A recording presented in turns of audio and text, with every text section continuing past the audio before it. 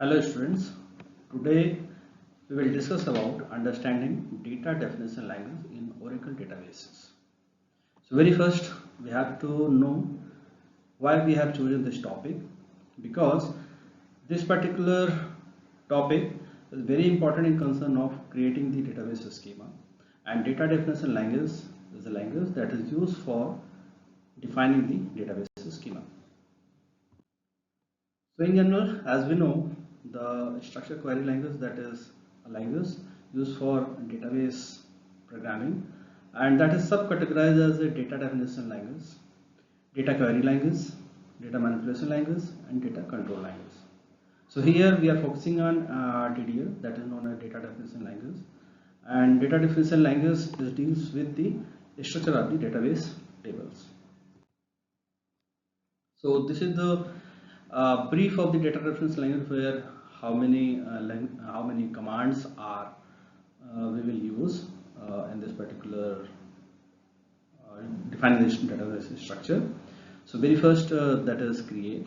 Create is the command that we will use for creating a database or database object like tables, and sometimes we will refer table as a relations. Second command is alter. As we know, as name indicates, the alter command will allow to alter the structure of the database. The alter command enables to the user for adding any column, deleting any column, dropping any column, or sometimes modification the column or size of the column. So alter is very important in concern of the database definition, and sometimes it is supportive to maintaining the preserving data loss.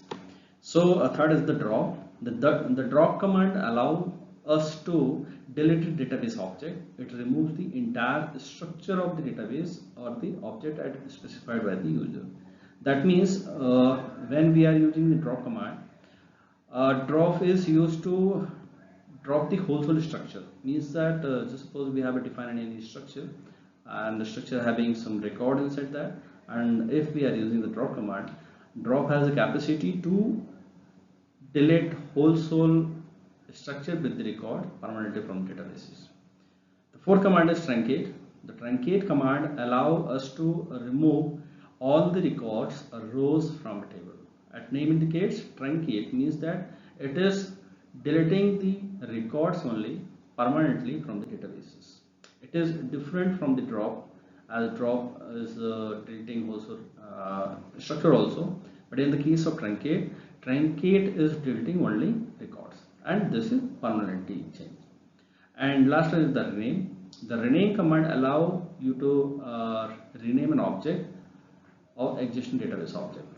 So just suppose we want to rename our any relation, so we will use this particular command.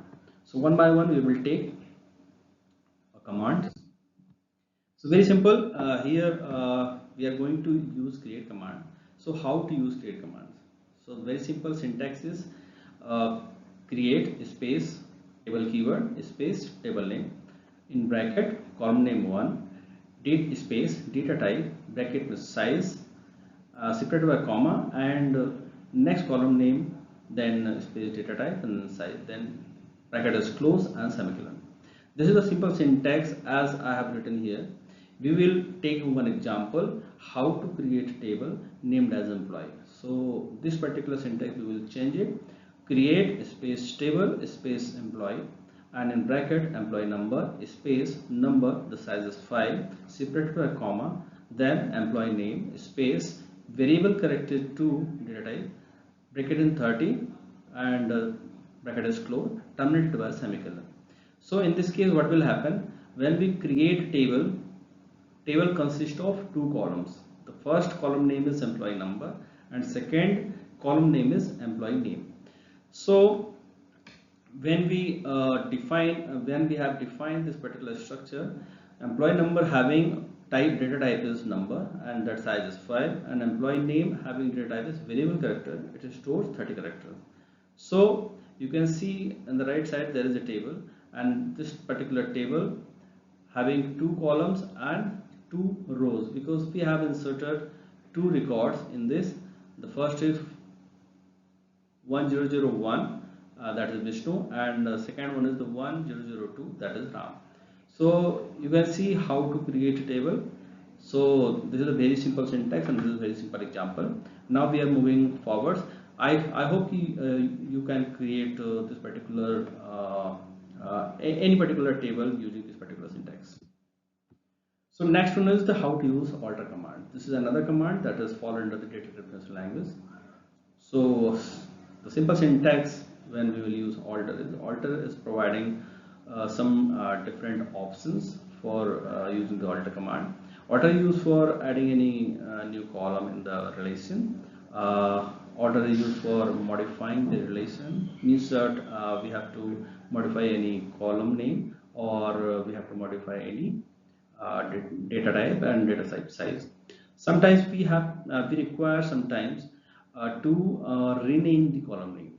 Just suppose we have to we have created one table, and in that table there is a column name that is named as employee name, and now I want to rename it as a e-name. So in that case I have to use a rename keyword while using the alter command. The last one is the drop. Drop is used for to dropping a particular column from the table permanently. In that case we will use drop command. So these are the three keywords, that four keywords: add, modify, drop and rename, that we will use as per our convenience to perform alter operation. So we are going to take one example of adding the column, that is alter space table space employee, and the add keyword in a bracket which particular column we want to add, that is department number space data type in bracket, that is size 3, and that is close, and that is terminated by semicolon. So in this particular manner we can add any particular column that is required to add after defining the schema. So in this concern, just suppose now I want to modify this particular column, that is department number, and I want to modify the size of the data type. So in that concern I will use second keyword, that is known as modify.